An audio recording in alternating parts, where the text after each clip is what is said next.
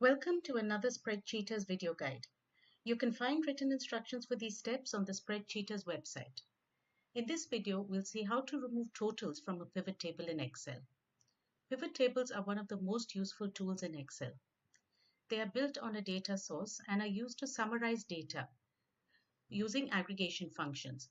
So you can build a pivot table on a data source to summarize and maybe count the number of rows or to create summaries, addition summaries of the values in the rows, or even to create averages.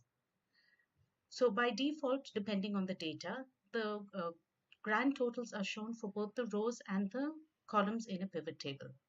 So you may want to remove these grand totals in your pivot table, and we will see how to do that in this example.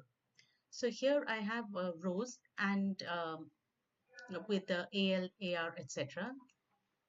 These are actually state codes, and above that I have names, and then I have the number of for example, for the name Callan, the number of Callans in the state AR.